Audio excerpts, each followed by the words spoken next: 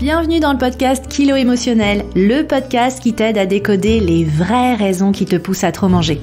Je suis Johanna Verdi, coach de vie, auteure du guide Mon cahier Kilo Émotionnel, créatrice du programme Déjeuner en paix et moi-même ancienne mangeuse compulsive. Si la nourriture te rend dingue, si tu te jettes sur la bouffe à la moindre contrariété, si tu rêves de perdre du poids mais que tu es incapable de tenir un régime plus de 2 jours ou 2 heures consécutives, tu es au bon endroit. Avec ce podcast, je vais te montrer comment sortir de l'obsession alimentaire et faire la paix avec ton assiette et ta balance pour que tu puisses enfin consacrer ton énergie à ce qui compte vraiment. Hello et bienvenue dans ce nouvel épisode. Aujourd'hui, je voudrais te parler des compulsions alimentaires dans le cadre du cycle féminin. Parce qu'une question qui revient souvent, c'est « Joanne, pourquoi j'ai envie de tout dévorer quand j'ai mes règles ?» Et c'est vrai que on va pas se mentir, nos règles tous les mois, c'est la même chose, on les sent bien arriver. On a vraiment une humeur en dents de scie, c'est vraiment les montagnes russes émotionnelles avec une bonne grosse tendance au bad mood. On n'a plus d'énergie, on a les seins qui gonflent, le ventre qui gonfle, des crampes, le transit qui fait la lambada, et puis on a aussi et surtout d'énormes fringales. Alors je me disais que ce serait bien d'aller regarder tout ça d'un petit peu plus près pour t'aider à vraiment comprendre ce qui se passe en toi à ces moments précis de ton cycle. Du coup, au programme de l'épisode aujourd'hui, je voudrais t'expliquer pourquoi les règles s'accompagnent de fringales. Ensuite, je voudrais t'aider à mettre la lumière sur les 3 erreurs que tu fais sûrement pendant tes règles et qui aggravent tes compulsions. Et puis enfin, reste jusqu'au bout de l'épisode parce que je te partagerai un outil vraiment utile qui va t'aider à mieux appréhender ton cycle et limiter tes compulsions alimentaires. Alors déjà, pour commencer, pourquoi est-ce que les règles s'accompagnent de fringales ? Pour pouvoir comprendre tout ça, il va falloir comprendre le cycle en entier. Parce qu'on connaît tout le syndrome prémenstruel et tous ces symptômes désagréables. Le syndrome prémenstruel, c'est cette phase qui dure quelques jours avant les règles, au cours desquelles, en fait, on cumule toutes les galères sur le plan physique et émotionnel. La liste, elle est longue, elle va du bad mood à l'acné, en passant par le ventre qui gonfle comme un ballon de baudruche et une prise de poids inexpliquée. Pour certaines, c'est juste désagréable. Et pour d'autres, c'est carrément l'enfer. Et encore, je ne parle pas de celles qui souffrent d'endométriose et qui du coup subissent en fait d'atroces douleurs physiques. Et je ne parle pas non plus de celles qui souffrent de troubles dysphoriques menstruels où là, la souffrance psychologique atteint vraiment des sommets insupportables. Je parle juste des femmes qui ont leurs règles en général. Du coup, la meilleure façon d'appréhender ces jours sensibles, c'est de vraiment comprendre le fonctionnement du cycle tout entier, qui dure 28 jours en moyenne, et de bien intégrer le rythme et les besoins spécifiques des différentes phases qui se succèdent. Alors du coup, je prends quand même aussi le temps de hisser ce qu'on appelle en anglais un petit red flag, un petit drapeau rouge, pour te faire prendre conscience de à quel point c'est quand même fou qu'on doive aujourd'hui expliquer aux femmes le fonctionnement de leur cycle. Pourquoi est-ce qu'on doit l'expliquer ? Parce que clairement, les femmes ne connaissent pas le fonctionnement de leur cycle, parce qu'aujourd'hui, c'est un sujet tabou. Pourtant, le cycle féminin, c'est la base de la vie humaine. Et malgré tout, le sujet, il reste ultra tabou et peu expliqué. Il faut dire qu'il y a plein de croyances et de mythes autour du fonctionnement féminin. Dans beaucoup de communautés, les femmes sont considérées comme impures pendant leurs règles, il faut pas les toucher, pas les approcher, pas les fréquenter. Et il y a beaucoup de mythes autour du sang, mais aussi autour de la sexualité et de la féminité. Et c'est vrai que cette diabolisation de la femme et de son fonctionnement, on la retrouve d'ailleurs un petit peu dans toutes les religions. Pour rappel, c'est Ève, la pécheresse, qui goûte l'arbre du fruit défendu et entraîne Adam dans sa chute. Dans la religion musulmane, la femme, elle se voile, c'est une façon de cacher le corps de la femme pour préserver la tranquillité de l'homme. Et puis dans la religion juive, les femmes portent des perruques, c'est un petit peu l'équivalent du voile finalement, une façon de cacher sa chevelure naturelle. Et les fêtes religieuses sont célébrées avec une séparation physique, littéralement un mur d'enceinte entre les hommes et les femmes pour qu'il y ait une vraie séparation. Et au-delà des religions, notre société tout entière, elle repose aujourd'hui sur des fondements qui sont patriarcaux, qui sont masculins, qui valorisent le pouvoir, la force, le résultat, la séparation, et qui relèguent complètement au second plan la beauté, la connexion, la sensibilité ou l'intuition. Et il y a tout un narratif qui s'est construit sur les femmes qui deviendraient carrément hystériques pendant leurs règles. D'ailleurs, on a tout entendu et on déteste toute la phrase « Qu'est-ce que t'as tes règles aujourd'hui ou quoi ?» Il y a aussi toute une gêne autour de la représentation du sang, et c'est pour ça d'ailleurs que les pubs pour les serviettes hygiéniques ont toujours montré un flux bleu, ce qui est quand même totalement improbable, ou alors que on est souvent super gênés nous-mêmes quand on doit aller par exemple aux toilettes du bureau et qu'on doit embarquer avec nous nos serviettes et nos tampons. On est toujours en train d'essayer de se planquer, faut pas que ça se sache, faut pas que ça se voit. Pourtant, c'est vraiment indispensable de connaître tout le cycle pour bien comprendre le lien entre les modifications hormonales durant les différentes phases et ce qui se passe en toi à un niveau physique et émotionnel. Alors, le cycle, comment ça marche ? Reprenons les bases. Le cycle féminin, il se compose de 4 phases, qu'on peut décrire finalement comme les 4 saisons. La première phase, c'est les menstruations, du jour 1 au jour 6 de ton cycle. C'est un peu notre hiver, on a envie de rester au chaud. Le jour 1 correspond au début des règles. Le sang des règles provient de la muqueuse utérine qui se désintègre et qui provoque des douleurs au niveau du ventre. Cette période, elle est vraiment éprouvante et les interactions sociales nous fatiguent pendant ces jours-là. On n'a qu'une seule envie, passer la journée tranquillement au lit sous la couette à regarder des séries sans que personne ne vienne nous déranger. Ce dont on a vraiment besoin pendant cette première phase, c'est de calme et de repos. Ensuite vient la deuxième phase. La deuxième phase, c'est la phase folliculaire. Elle va du jour 7 au jour 13 environ de ton cycle. Cette phase, c'est un petit peu ton printemps. On plante les graines. C'est une phase de production des follicules. Les follicules, ce sont les futurs ovules candidats. Et ces follicules, en fait, se développent sous l'impulsion de l'augmentation des œstrogènes. Notre corps se prépare à accueillir une grossesse potentielle. C'est vraiment de loin la phase durant laquelle on a le plus d'énergie et de motivation. C'est vraiment la phase idéale pour se lancer dans des nouveaux projets qui nous tiennent à cœur. Et puis ensuite arrive la troisième phase, la phase d'ovulation qui dure à peu près du jour 14 au jour 20.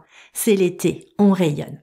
Il y a vraiment une montée d'hormones qui provoque la libération de l'ovule, généralement le 14e jour. C'est une période de fécondité par excellence. Une période durant laquelle on se sent positive, confiante, intuitive et tournée vers les autres. Si tu as le rêve de monter sur scène ou de demander une augmentation à ton boss, franchement, la phase numéro 3 d'ovulation, c'est ton moment à toi. Et puis enfin, il y a la 4e phase, la phase lutéale, qui dure du jour 21 au jour 28 environ. C'est l'automne, la période du lâcher-prise. C'est vraiment la dernière phase du cycle, le taux de progestérone va se mettre à chuter et entraîner la désintégration et l'évacuation de la muqueuse utérine, ce qui va déclencher les règles. C'est la phase au cours de laquelle tu es la plus sensible et la plus à fleur de peau. C'est aussi la phase pendant laquelle tu vas faire l'expérience du syndrome prémenstruel. Et justement, parmi les symptômes de cette expérience du syndrome prémenstruel, il y a les fringales. Tu as forcément remarqué que tu avais plus d'appétit et plus d'envie de sucre avant et pendant les règles. C'est tout à fait normal. Ça s'explique simplement par 2 facteurs. Le premier, c'est l'augmentation des besoins caloriques de ton corps. En gros, ton corps a besoin de 5 à 10% d'énergie en plus pendant la phase lutéale, au cas où il y aurait un ovule qui serait fécondé et qu'il faudrait assurer derrière la croissance du fœtus. Et puis le deuxième facteur, ce sont les variations hormonales qui sont très fortes durant la phase lutéale. Ces variations hormonales, elles déclenchent une baisse de la sérotonine. Tu sais, ce fameux neurotransmetteur qui agit en quelque sorte comme notre antidépresseur naturel. Comme en fait la sérotonine chute, en réaction, le corps en réclame plus. Et si tu as écouté l'épisode 2 sur les craquages alimentaires, tu sais maintenant quelle est la source la plus simple, la plus accessible pour faire remonter le taux de sérotonine. C'est effectivement de consommer des glucides. Parce qu'ils sont simples à assimiler, ça correspond à tout ce qui est produits raffinés et produits sucrés. Et ces produits ont vraiment la capacité de booster le taux de sérotonine. Du coup, c'est pas du tout étonnant que tu ressentes des fringales sucrées durant cette phase lutéale, cette phase qui précède tes règles.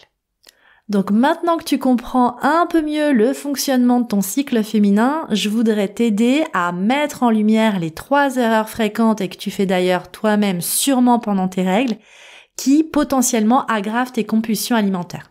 Alors la première erreur, c'est que tu ne suis pas ton cycle et tu n'es pas à l'écoute de ce cycle et de ce rythme. Si tu es une femme, par nature, ton rythme est cyclique et tu as besoin de savoir à tout moment dans quel stade de ton cycle tu es. Mieux se connaître, c'est pas juste lire des livres de développement personnel. C'est commencer par mieux comprendre comment fonctionne ton corps. Tant que tu ne sais pas où tu en es dans ton cycle, tu continues à te juger inutilement et à ne pas comprendre pourquoi certains jours tu es confiante, rayonnante et pumped up et pourquoi d'autres jours tu es au fond du trou. Et le problème, c'est que toi, quand tu te juges, quand tu n'aimes pas celle que tu es, tu manges. Parce que c'est une réponse apaisante face à des blessures traumatiques plus profondes. Et ces blessures, elles se réveillent quand tu perds le contrôle de tes émotions et de tes ressentis sans savoir ce qui t'arrive. D'ailleurs, dans ces moments-là, tu comprends pas non plus pourquoi il y a certaines variations de ton poids, généralement à la hausse, sur la balance, alors que t'as l'impression d'avoir tout bien fait. Donc si ça t'arrive, t'es pas détraqué, c'est normal. La deuxième erreur, c'est que tu n'as pas forcément conscience du décalage entre ton rythme féminin et celui du monde moderne. Parce que oui, une femme, elle évolue au rythme d'un cycle lunaire. C'est vraiment une image qui revient dans de nombreuses civilisations d'associer cycle féminin et cycle lunaire parce qu'effectivement, même durée, même nombre de phases, même évocation des cycles de la vie et de la mort sur 28 jours. Alors que le rythme du monde moderne dans lequel on évolue, il reste masculin et patriarcal. Et le truc, c'est que les hommes, ils n'ont pas de cycle hormonal très marqué comme nous les femmes. Ils fonctionnent davantage sur un mode qui est binaire, jour-nuit. En gros, le jour, il y a le soleil, ils sont réveillés, ils fonctionnent, ils travaillent. À la fin de la journée, ils boivent une bière, ils sont fatigués, ils vont faire dodo, ils se mettent en mode off. Et puis le matin, ils se réveillent de nouveau, mode on activé, et ainsi de suite, jour après jour. Résultat, pour tenir toi aussi cette cadence effrénée et indifférenciée 7 jours sur 7 et 365 jours par an, tu as peut-être tendance à tirer sur la corde, même dans les moments où ton corps t'appelle à te replier et à te reposer. Et du coup, dans ces moments-là, manger t'aide simplement à tenir le rythme qui t'est imposé. La troisième erreur, c'est peut-être que tu as tendance à rejeter les messages de ton corps, alors que ton corps est le meilleur des messagers, surtout dans ces moments-là. Par exemple, quand t'es fatigué ou de mauvaise humeur ou que t'as pas envie de sortir, mais en fait, ton corps n'est pas là pour te mettre des bâtons dans les roues. C'est plutôt une invitation à ralentir, à alléger tes interactions sociales, à te reposer, à te coucher tôt. C'est une invitation aussi à avoir des pratiques corporelles douces qui te font du bien, comme la marche, le stretching ou le pilate, et peut-être pas un entraînement de course à pied ou de crossfit intense. Alors encore une fois, si tu essayes de faire comme d'habitude, tu auras forcément plus envie de dévorer des aliments gras, sucrés, réconfortants et énergisants. C'est vraiment contre-productif. Et dans ces moments-là, tu peux aussi avoir des envies alimentaires qui vont à l'encontre de tes convictions personnelles. Par exemple, t'as envie d'un steak saignant alors que t'es végétarienne et fervente défenseuse de la cause animale. Mais j'ai envie de te dire, si t'as envie de ce steak, c'est pas que le fruit du hasard. Faut vraiment intégrer que depuis ta naissance, chaque aliment que t'as mis dans ta bouche est venu rejoindre une sorte de méga encyclopédie du vivant. À chaque fois que tu as ingéré un nouvel aliment, que ce soit une fraise ou un morceau de pain, ton corps il a soigneusement analysé le contenu, que ce soit en termes d'énergie, de vitamines, de minéraux, de nutriments, et il a répertorié toutes ces informations. Alors, si tu as soudainement envie de manger de la viande rouge pendant tes règles alors que tu es végétarienne, ne culpabilise pas et ne va pas forcément à l'encontre de ses besoins. Ton corps il sait que pendant tes règles, cette viande rouge, ça va être le meilleur apport en protéines et en fer, le plus facilement utilisable dans ces moments-là. Et c'est pareil, si tu as envie d'un kiwi, c'est peut-être qu'un petit shoot de vitamine C ne te ferait pas de mal. En tout cas, fais de ton mieux pour ne pas aller à l'encontre de tes besoins ou en tout cas ne pas les ignorer et ne pas les rejeter. Parce que sinon, tu auras cette sensation d'insatisfaction en fin de repas et tu te jetteras sur quelque chose de plus satisfaisant tôt ou tard. Et généralement, c'est dans la soirée, devant la télé, quand tu peux enfin te poser et décompresser. Et puis, prends conscience aussi que rejeter les messages de ton corps, c'est te rejeter toi-même. Dans ces moments-là, tu rejettes tellement celle que tu es et les comportements que tu peux avoir et que tu ne comprends pas forcément. Alors, j'espère que l'épisode d'aujourd'hui t'aide à mieux les comprendre, mais tu te rejettes tellement que tu ne communiques pas ou tu ne communiques plus. Tu es enfermé dans la honte, la culpabilité d'être comme ça. Du coup, tu te caches pour manger. Si c'est le cas, je te renvoie à l'épisode 4 du podcast sur pourquoi je mange en cachette. Alors qu'en fait, ce dont tu as besoin, c'est plus que jamais d'être entouré, d'être soutenu, d'être choyé, d'être chouchouté. Mais comme tu sollicites l'aide de personne, en fait, tu te tournes vers les aliments doudous qui te réconfortent le plus sur le court terme. Et ça, c'est exactement ce que j'explique dans l'épisode 3 consacré aux aliments doudous. Donc tu vois que rejeter les messages de ton corps et rejeter celle que tu es dans ces moments-là, c'est complètement contre-productif et ça ne t'aide pas du tout. C'est la raison pour laquelle je voudrais maintenant te recommander un outil pour t'aider à mieux appréhender ton cycle et limiter tes compulsions alimentaires dans ces moments-là. Parce que tu n'as pas à supporter un rythme intensif jour après jour à coups de chips et de sucreries. Mais pour ça, il est vraiment vital que tu puisses identifier et anticiper ces moments où tu as besoin de lever le pied en adaptant peut-être ta charge de travail, tes engagements professionnels ou tes engagements personnels. Donc pour cela, ce que je te recommande, c'est de télécharger une application de suivi de ton cycle menstruel. Moi, personnellement, j'utilise une appli qui s'appelle Clue, C-L-U-E, comme indice en anglais. Je l'utilise depuis des années. C'est une application qui est gratuite dans sa version basique. Il y a des options payantes, mais vraiment dans la version gratuite, moi, je la trouve amplement suffisante. Et ça peut vraiment t'aider, déjà, à mieux te connaître, à mieux te comprendre et à arrêter de te juger dans les moments où, effectivement, c'est plus compliqué, tu es plus sensible et ça ne va pas. Voilà, j'espère avec cet épisode t'avoir donné envie d'explorer davantage ton cycle et de moins te focaliser sur ton assiette et ta balance car ce n'est absolument pas le sujet encore une fois. Et nous, on se retrouve la semaine prochaine. La semaine prochaine, je t'expliquerai pourquoi j'assume complètement de parler au féminin dans ce podcast. Je te partagerai les statistiques alarmantes sur les troubles alimentaires chez les femmes et ce dès le plus jeune âge. On ira décrypter tous les types de pression qui pèsent spécifiquement sur les femmes, et ça ne concerne pas que leur poids et leur apparence. Et je t'expliquerai pourquoi le système n'a aucun intérêt à ce que les femmes s'en sortent.